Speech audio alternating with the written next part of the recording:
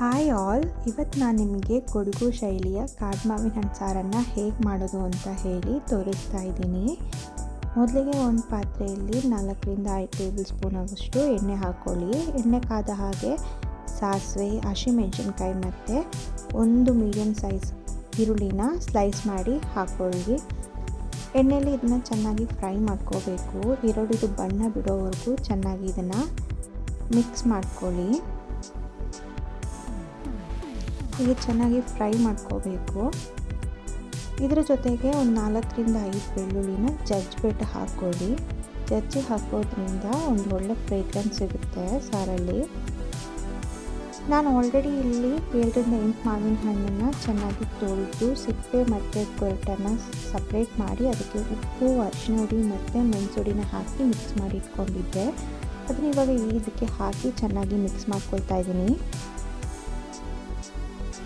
ಸಿಪ್ಪೆ ಬೇಡ ಅನ್ನೋರು ಬೇಕಾದರೆ ಗೊರಟನ್ನೇ ಹಾಕಿ ಸಾರು ಮಾಡ್ಕೋಬೋದು, ಯಾವುದೇ ರೀತಿಯ ತೊಂದರೆ ಇಲ್ಲ. ಇದನ್ನು ಸ್ಲೈಸ್ ಮಾಡಿ ಹಾಕೋಬಹುದು. ನಾನಿಲ್ಲಿ ಪೀಲ್ ಮಾಡಿ ಹಾಕಿದ್ದೇನೆ.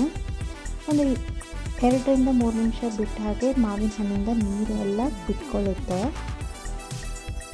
ಇವಾಗ ನೀವು ನೋಡಬಹುದು ನೀರೆಲ್ಲ ಬಿಟ್ಕೊಳ್ತಾ.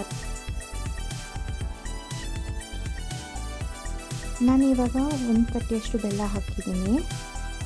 ಗಟ್ಟಿಯಾಗಿ ಬೆಲ್ಲ ಹಾಕಲ್ಲ ಅನ್ನೋರು ಬೇಕಾದರೆ ಬೆಲ್ಲದ ಜೋನಿ ಇಲ್ಲ ಬೆಲ್ಲದ ನೀರು ಹಾಕೋಬೋದು. ಬೆಲ್ಲ ಇಲ್ಲ ಅನ್ನೋರು ಬೇಕಾದರೆ ಸಕ್ಕರೆ ಬೇಕಾದರೆ ಹಾಕೋಬೋದು.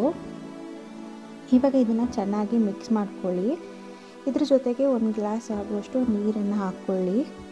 ಬೆಲ್ಲ ಎಲ್ಲ ಕರಗೋವರೆಗೂ ಚೆನ್ನಾಗಿ ಇದನ್ನು ಬೇಯಿಸ್ಕೋಬೇಕಾಗುತ್ತೆ.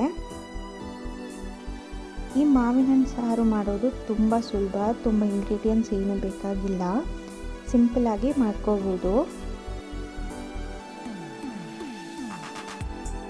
ಇವಾಗ ಇದನ್ನು ಹೈ ಫ್ಲೇಮಲ್ಲೇ ಒಂದು 5ರಿಂದ 10 ನಿಮಿಷ ಹೀಗೆ ಬೇಯಕ್ಕೆ ಬಿಡೋಣ.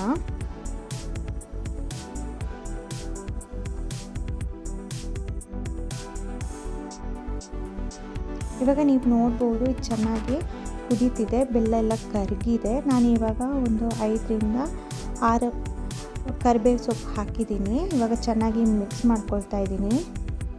ನೋಡ್ಬೋದು ನೀವಿಲ್ಲಿ ಬೆಲ್ಲ ಎಲ್ಲ ಕರಗಿದೆ. ಈ ಟೈಮಲ್ಲಿ ನಿಮಗೆ ಇನ್ನೂ ಸಿಹಿ ಬೇಕಾ ಇಲ್ಲ ಉಪ್ಪು ಖಾರ ಏನು ಬೇಕು ಅಂತ ನೋಡಿಬಿಟ್ಟು ಹಾಕೋಬೋದು. ಈ ಮಾವಿನ ಹಣ್ಣು ಸಾರು ಸ್ವಲ್ಪ ಹುಳಿ, ಸಿಹಿ, ಖಾರ ಎಲ್ಲ ಆಗಿರುತ್ತೆ, ಒಂಥರ ಚಟ್ಪಟಾಗಿರುತ್ತೆ. ಇದಕ್ಕೆ ಮುಖ್ಯವಾಗಿ ಬೇಕಾಗಿರೋದು ಕಪ್ ಮಸಾಲ ಇಲ್ಲ ಪೋರ್ಕ್ ಮಸಾಲ ಅಂತಾರೆ. ಇವಾಗ ಇದನ್ನು ನಾನು 2ರಿಂದ 2.5 ಸ್ಪೂನಷ್ಟು ಹಾಕ್ಕೊಳ್ತಾ ಇದ್ದೀನಿ. ಈ ಮಸಾಲ ಕೊಡಗಿನಲ್ಲಿ ಎಲ್ಲ ಫ್ಲೋರ್ ಮಿಲ್ಲಲ್ಲಿ ಸಿಗುತ್ತೆ. ಇದನ್ನು ಹೇಗೆ ಮಾಡೋದು ಅಂತ ಹೇಳಿ ನಾನು ನೆಕ್ಸ್ಟ್ ವಿಡಿಯೋದಲ್ಲಿ ತೋರಿಸ್ತೀನಿ. ಯಾರಿಗೆಲ್ಲ ಈ ವಿಡಿಯೋ ಇಷ್ಟ ಆಗಿದ್ರೆ ಸಬ್ಸ್ಕ್ರೈಬ್, ಲೈಕ್ ಮತ್ತು ಕಮೆಂಟ್ ಮಾಡಿ. ಈ ಮಾವಿನ ಹಣ್ಣು ನಿಮಗೆ ಜೂನ್ ತಿಂಗಳಲ್ಲಿ ಸ್ಟಾರ್ಟ್ ಆಗ್ಬೋದು ಕಾಣೋಕ್ಕೆ ಮಲೆನಾಡು ಸೈಡಲ್ಲೆಲ್ಲ. ಈಗ ಚೆನ್ನಾಗಿ ಇದನ್ನು ಹೀಗೆ ಮಿಕ್ಸ್ ಮಾಡ್ಕೊಳ್ಳಿ. ಮಿಕ್ಸ್ ಮಾಡಿಕೊಂಡು ಒಂದು 5 ನಿಮಿಷ ಹೀಗೆ ಬೇಯಕ್ಕೆ ಬಿಡಿ. ಆಲ್ರೆಡಿ ಇದು ಬೆಂದಿದೆ, ಜಸ್ಟ್ ಈ ಮಸಾಲೆ ಎಲ್ಲ ಇದಕ್ಕೆ ಹೀರ್ಕೋಬೇಕಾಗುತ್ತೆ.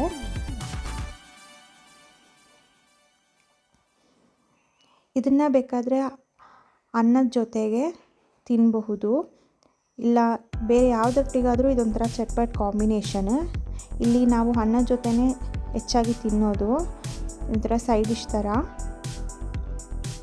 ಇದನ್ನು ಬೇಕಾದರೆ 1 ವಾರ ತನಕನೂ ಸ್ಟೋರ್ ಮಾಡಿ ಇಡ್ಬೋದು, ಯಾವುದೇ ರೀತಿಯ ಹಾಳೇನು ಆಗೋದಿಲ್ಲ.